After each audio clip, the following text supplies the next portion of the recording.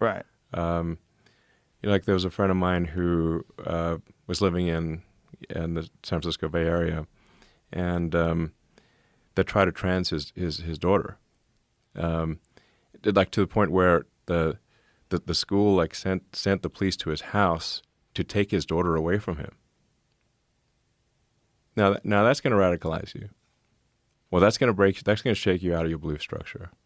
Now I know. So it was an activist at the school that was trying to do this? Yeah, the school and the state of California conspired to turn his daughter against him and make her take life-altering drugs that would have sterilized her, and irreversible. And how old was she? I think 14, something like that. He managed to talk the police out of taking his daughter away from him that day, and that night he got on a plane to Texas. Wow. A year after just being in a school in like Greater Austin area, she went back to normal, meaning like it wasn't real. Right. Well, people are being much more open to that now. I mean, Wall Street Journal yesterday had that opinion piece that this whole trans thing, there's a lot of evidence is a social contagion. Absolutely. And Colin Wright wrote that, and then he's getting death threats now, of course. And on Blue Sky, there's people talking about it, exterminating him, which is one thing that you are allowed to say on Blue Sky, apparently. You're allowed to say horrible things about people, say possibly truthful things about this whole social contagion. Because that's what, when you get 9 kids that are in a friend group and they all decide to turn trans together, something's wrong. Something's wrong. That's not statistically like here's feasible. Like you can convince kids to do anything. You can convince kids to be a suicide bomber. Right. So which is why they do in some countries, why they choose children to do that. Yes. You can train kids to be suicide bombers. And if you can train kids to be suicide bombers, you can convince them of anything. Yeah, especially with enough positive enforcement and cultural enforcement, and the idea that that's not the case. The kids are malleable. Yes, the minds of youth are easily corrupted.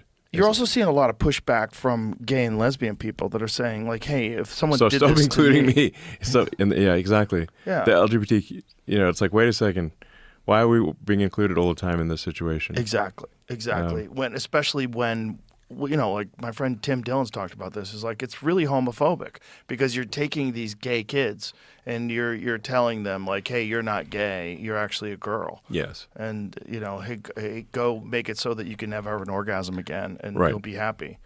Like it's fucking like crazy. permanent mutilation, permanent castration of kids is like I think we should look at anyone who permanently castrates a kid as like right up there with Josef Mengele. Yeah. I mean, they're mutilating children. Yeah. Yeah, and it's thought of as being kind. And the thing is, would you rather have a live daughter or a dead son? That's the line they use. Yeah, which is not supported by any data. In fact, the probability of suicide increases. Right. This is important maybe for the audience to know. The probability of suicide increases if you trans a kid, not decreases. By some accounts, it triples. So that is an evil lie. And it's a lie that is supposedly compassionate. Imagine you've twisted reality to the point where confusing a child that's not even legally allowed to get a fucking tattoo. Yeah. Right? Because you think that you could make a mistake with a tattoo, exactly. a totally removable thing. Right. If I wanted to tomorrow, I could go to a doctor and they could laser off every tattoo that I have on me. Right.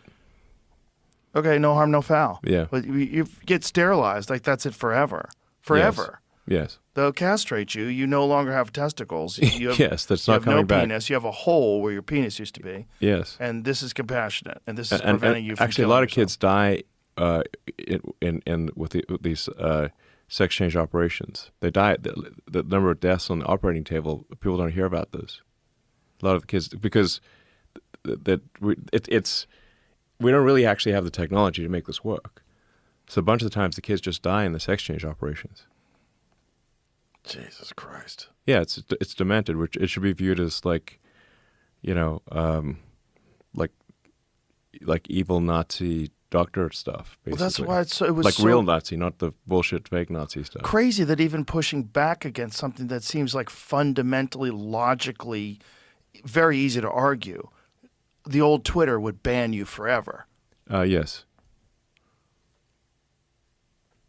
That's how crazy a social contagion can get. When it completely defies logic, victimizes children, does something that makes no sense, not supported by data, all connected to this ideology that trans is good, we got to save trans kids, protect trans kids. Yeah, and what I want to emphasize is that the save trans kids thing is a lie. If you castrate kids and trans them, the probability of suicide increases. It does not decrease. It substantially increases. The studies have done that I've seen, the risk of suicide triples if you trans kids. So you're not saving them, you're killing them. Moreover, during the sex change operation, there are many deaths that occur during the sex change operation. Jesus Christ. It's just crazy that this is a real issue. Yeah. It's a nightmare fever dream, and people are finally waking up from it.